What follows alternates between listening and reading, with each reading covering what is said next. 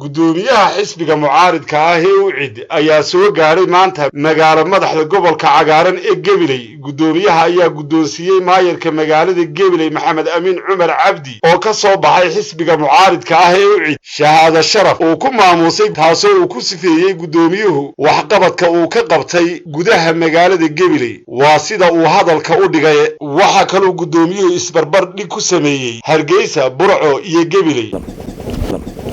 إلهي مهلا سبحانه وتعالى إلهي مهدي كريجي له. أرتا واحد ما أنت هالكون وحويين أنو شهادة أنت تكون قدوسينه قدينا ديجانك يريجي بيلي وكولكتيف واحد قبتي قفقوري مقاما وبعشة ويت كده حيس لكن واحد يجي قدومية ميرك وإذا ميركيني أيانو سيناي taas waxay muujinaysaa tiob dhalinyaro badan ka jiraan deegaamada reer Soomaaliland ayna idugu amutaysatay iyo reer Berberaba in fact waxa aad wax u qabtay ninka Ceergaabo isna waanu geyn doonaa insha Allah taala Ismaaciil waxa weeye waxyaalaha aan ku siinay waxa kamida unique ku yahay waliba marka ku tiinidku aniga markaan nimay Professor Ali Khaliif oo noo waramay shaqadiinii hore ee magaalada quruxdeedii iyo magaalada saayay nadaafadeedii iyo dhireynteedii waxay idin dheeraatay oo sameeysan waxa micro finance dhaqaalaha oo fidiseen danyarta xoogsitada ayay wax noqotay wax inagu cusub ay noqotay microfinance waxa bilaabay in Bangladesh ayaa bilaabay marka waxay noqotay worldwide bay noqotay adduunka dhan waa isticmaalaa taydukuna Soomaaliya waa ka bilowday deegaankeedii oo taariikhda gelisay waxaan jecelahay inay doon magaranaysaa ilayska ama han doono la isku dayan doono waxa weeye waxaynu haysano haddaynu si cadaalad u qaybsano hadduu madaxdu ay damcayna wax qabato waxa Soomaaliya wax matara ma jiro waxyaabo ayaa jira haddana waxaad moodayeen wixii yaraan aynu tari weynay waxa kale Soomaaliya dad la aan kumid xuma ku disha maanta waxa weeye dalkeena mushkilada haysta waxa weeye aqoon darro haysta capacity qofkii waa la magacaabaya cilmigeedii ma meesha wixii la magacaabay مسؤولين صارت يسموها أدون كلا معاملة كرر ماينو دتك وحوم هاينو أو دولة وقت إنما اعتراف سنة أدون كحمو ويدي كرينو ما راح نقطعي لنيرتيني فرستريت نقطه يمكن أدب ما وقف فرحينو هي عرب سيا قرون وسمعني سان يعني عروتيني مالك وعيارتين لعنة قرون ما هيستان فنانين تاني meel ay ku soo bandhigeen talentkoodii oo theater ma haysano shaleema ma haysano sinema ma haysano aruurteen meel ay marka ay aan isku jiray ku midaalan maleen use clubs malihin magaca ilmo wax ku qasmo inuu qaylo guriyahooda qol wax ku akhrisagaan ma haysto yani waxyaalaha uu qaban karno oo ku xidneen magaranaysaa aqoonsi oo qabsan karo ayaan maanta dalkeenu baylaha u yahay taas waxay keentay in dacaayadaha social media ku jira ay runmoodaan dhalinyarteen oo dadkii talentka kubadda yaqaan xamar bay u yaaceen dadkii hees jiray xamar bay u yaaceen waayo waa propaganda lagu kaxaystay inta waanu sameyn karnaa goroomo oo sameyn karnaa meelay ku theaterkeeni nibaa mishara la siiyey dhisbaa la yidhi dhul weyn baa lagu siiyey wuxuu ka soo commercial buu ka sameeyey theaterkiina muu dhammayn cid la xisaabtaan jirin war theaterkii maxaad u sameyn weyn waxa maanta meel ay caruurteena ay tawaad ku soo dhawaan ugu madaalaan dhaleeta ma jiro waxa weeye waan aad iyo aad u mahadsantihiin waxaan jecelahay inaynu kuwa dambe imka yimaadaan inay insha Allah iyaguna halka ay ka sii qaadi doonaan oo dhan doona ka sii badi qoladii hore way tartanka siimaada charity aad noqonaysaa waxaan idinka codsanaa idigu waa soo sharxi kartaan insha Allah idagoo kale dadkiina wax u qabateen dad baa jiray Mareykanka tagay artiqaarba 40 years ku jiray senators iyo congress-ki waxa lagu soo doonay waxba umadii dooratay wuxuu soo qabtay ونبدأ إن شاء الله تعالى شرعية وشرعية عصمان صوصاني وحيد وحوي أدو حسبي هلا دقمة ميرنا بدينا وحيد حسبي عسين ودقمة ده يسوي سياسي سقوطه سيادة تدور شيء لو حسبي عسا ما إحنا ما نسينا واقي تولد دي سوى سوى عسين مير كاسي والله شقية حسبي عسو كل شقية برنامج كحسبي عس أي هاد وقت دي ما يدعين بلاسي ما هو شقيني أو حسبي ما يشرين لكن واحد كل شقي يسوي عقليين ويحط ما في عنده قف هدو عقلي يسوي كل شقي وأنا كل شقي بس جود لكن يشوف واحد كل شقي بلس تقل بعدك صوب بعضي ورشوا كل دقمة يقرن كوا أيها الكتاب قال ما أنت بيدينه كم شقي بلس من بلس كم شقي وحسبك صوب هاي على أكونت بلويهن ما شرتو لابد إنه حسبك صوب حسكو عندنا هي وسكو معارض الأركسا marka waxa uu aqoon darayna haysa walaak education taas wad imka aan doonino inaan technocrats aynu wadanka aynu gacanta u ka gelino daayna civil service keeni male professionals ma ka suuqa soo jalaga director laga dhigaya DJ laga dhigaya xawga hagaagi wili wax xafiis mu fariisan wuxuu eegoon meesha batchka maxay nagu jiraa isbeebaa ku soo iibi shidaal inagu soo qaad lacagtu mu sarifanayaan لكن ورشوا كل شقيان يمشي البلان مكا وحن جعل إن شاء الله تعالى وين كبر برنا لكن وحميمة إن ندرك إنك عندك هاي السنة لازم مش هل كمان أقول هاي قبيلة تطبع على الوقرة 1988 أنا كلو إنش عاقل كان كور رمي مك محمد سيابر يعني لو ترتد ونهر جيسان حروري عقل حروري وحي مدحويني markii aad jabuud tagtina waxa la sadqeeyay 3 qof oo lagu dilay maga soo noqonaysana wax 4 baa la dilay waa gabiili buula dilay waris buula xabad bay wax wanaga xamar u doontay guriga ka dhisto xabad bay ku dhuftay kuwaas way aarsadeen ma ogtahay reexama inuu saamaxnay iyagoo iskala aarsadeen oo kuwa digila ma ogtahay inuu saamaxnay marka waxa weeye horta waxa magaalada gabiili waa meelaha cadaadiska xun ku soo dhacay bari kacaanki وهالك برابتي شبدي أفراد ما كان هنا كهريسته ما كدت كده قعدت كوكرين كقرح بدناته ما كل شيء كويسين ده لازم واجب كان صار هرجيز لكن ده بوله كمان رئيسنا هرجيز بوله ودون كذي بشرة هرجيز حشيش كبوله ودت كوكري شري ودات سيهاي هرجيز برع عاد كمان رئيسنا هرجيز ده بدل يعني الدبابي كم يبرعني وين هو مركو قف كدل كيس هسه وكقرح بالطالع مركو قف كعنشي كوي مركو حوي ديس و دك و إذا كان نوجي حاجة دايرتي باتين مستقبل كيماوي دهات كتجا شالت ولا أكسم قرب هاري أيها شالت كتير تتي في هذا الوقت أنا سميه توم بلان كده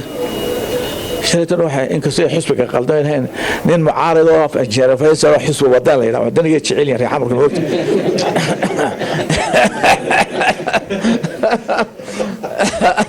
أنا والله أنا وقتها هذيك لكن واحد ليش يجي ينسمعني أدليس قف ويحس هذيك كل شيء وفي عين وبدعي من وقتها تفكر شركة شيء مقال الحالي هنا من بما كان يسوق روح يقول لي ورا حد فيس مهرجيس ما دحنتك كقرطان ساقر بحري waxaan dadkii uma kan aan iska qabsan wax leeyahay wanaga tan wixii faqashkaad keenteen leeyahay baan ku yiri xitaa waa iska qabsadii baa laga cararaya moogda wixii ruuxa iska dhaafay magaalada iska hagaajiya qof kasto xukuunay magaalada hagaajiya qof kasto yimaado xogorkiisa iska hagaajiya warkiisa iska hagaajiya in wadada markan soo soconay ka intan la gabiilay waa wanaagsanay marka tagisid berberana wad yaabisa yani isma oonisi dawlad baa ka shaqeysa dawlad hoos lacagta haysan waad ogta guriga kala baxay albaabada where's that money goes أنا سمعت ده ما سنتين إن شاء الله تعالى ده وضع وتنوض ده سيمبوليك هنا tan baan doonaa insha allah inaan intiisiino gudoomiyaha ku guddoonsiinaan doonaa insha allah gudoomiyaha Faysal iyo tiimka la socday waqtigiisa meeyarka degmada Gabiley xildhibaanada bahda saxaafadda waxaan isku salaamayaa salaanta islaamka assalaamu calaykum waraxmatullahi wabarakaatuh salaam kadib waxaa maanta xafiiskii meeyarka booqasho noogu yimid gudoomiyihii xisbiga wacid Faysal Cali Waraabe Faysal oo runtii maanta ugu talagalay inuu shahaado sharaf guddoonsiiyo meeyarka degmada Gabiley Maxamed Amiin Cumar Cabdi shahaadadaas oo tii waxqabadka gudoomiyaha Faysal aad iyo aad baan u mahadsan tahay adiga tiimkaaguba tan waxay noqonaysaa meeyarka dhiirigelin qofku markuu wax qabto haddii aan ku ognahay la yiraahdo dhiirigelin weeye hawshiisii uu ka soo baxay aad iyo aad baan kugu mahadnaqanaa gudoomiye waxaana u sii noqon doontaa tani inuu meeyarku xawaarihiisa sii kordhiyo oo waxqabadka sii ballaariyo insha allah isaga tiimkiisuba aad iyo aad waan kuu soo dhaweynaa waan ku salaamanaa gudoomiye aad iyo aad baad u mahadsan tahay mar haddii aad garatay horumarka iyo waxqabadka ka socda degmada Gabiley oo aad garatay in aad maayarkii horumarka ka waday ka shaqaynayay maayarka loo ahaa u daba fadhinay in aad guddoonsiiso shahaadad waxweeye qof kastoo wax qabtana saasa loo guddoonsiinaya qof kastoo dalka jamhuuriyadda Soomaaliya wax ka qabtaa sidaa ayaa loo guddoonsiinayaa oo xisbi kasta iyo qof kasta oo mas'uuliba uu guddoonsiinaya la xijada dalku ay hayso gudoomiye aad iyo aad baan ku salaamayaa waxaan leeyahay maayarka gudoomiye hawsheena hore ayay soo soconaysaa sidaa shahaadooyinka maanta halkan gudoomiyuhu kugu guddoonsiinayo ayaa waxay iman doontaa shahaadooyin fara badan xus taariikhs wax kasta u qoraysaa thank you very much aad iyo aad baan kuu salaamayaa gudoomiye iyo waftiga la socda muxudiin kowga ka yahay muxudiin istu reer Gabiley yahay aad iyo aad baan salaamu calaykum waraxmatullahi bismillaahir rahmaanir rahiim ilaa baa mahad leh maanta isku horta shahaada sharaf baa maanta la siinaya kulliba wax badan buu soo qabtay wax badanna waa u hadheen marka anaga waxaan doonaynaa inaan u sheegno haga ucid ka socota inuu meerka aad buu dadaalay in la gacan qabto oo reer Gabiley gacan qabtaan oo u sheego mahadnaqna annagana aan u riixno hadii jeer on garab istaagno meeyarka meeyar waa maasantahay aad iyo aad baad Gabiley u quruxsaysay wax badan baad qabatay dadaalkaada sii socdo waa maasantiin salaam bismillaah alxamdulillaah xafladan maanta waxaan isku nimaadnay horta waxaan kusoo dhaweynayaa gudoomiye Faysal Cali Xuseen aan kusoo dhaweynayo isku soo degmada Gabiley xafladan waa xaflad qiimo badan ujeedada xafladan waxa weeyaan in uu gudoomiyaha xisbigu uu shahaado ku siinayo duqa magaalada Maxamed Amiin dabada shahaadadaas waa tii waxqabadka uu xisbigu u gartay markuu dadaalka uu gudoomiyuhu ka sameeyay degmada markaa shahaadadu taasi ku salaysan tahay intaasi kadib gudoomiyaha golaha deegaanka Maxamed Amiin Cumar Cabdi ayaa ka mahadnaqay isaguna ugu horeyn halka waxaanu si sharaf iyo maamuus leh ugu soo dhaweynaa gudoomiyaha xisbiga wacid injineer Faysal Cali Xuseen iyo wafdigu hogaaminayo ay ka mid yihiin ragga dhalinyarta aqoon-yahanka raage iyo muxiidiin iyo runtii aad iyo aad baan idinku soo dhaweynaa gudoomiye mar labaad waxaan jecelahay inaanu ka dareen celino shahaado sharaftan uu gudoomiyaha xisbiga wacid oo ku maamusay golaha deegaanka ee Gabiley oo runtii uu gartay inuu uga mahad celiyo waxqabadka golaha deegaanku ka fuliyay degmada Gabiley iyo gobolkaba aad iyo aad baan runtii gudoomiye kaaga mahad celeynaa waana tallaabo wanaagsan oo xisbiga wacid gaar u ah sababtoo ah dunida wax kasta waa lagu tartamaa si cida waxa ku guuleysata iyo cida u baahan inay dadaalka sii kordhisa ay u kala baxdo baahiyaha iyo waxyaalaha aan ka jirin Soomaaliland koobay ka tahay waxaynu u badannahay dad ku ciyaaraya garoon bilaabiraah oo ninkii goolka dhaliyay iyo kii aan dhalin aan la kala saari karin runtii arrintaa mudane gudoomiye aad iyo aad baanu kaaga mahad celinaynaa adigoo Soomaaliland dad badan runtii hore fikirka u bilaabay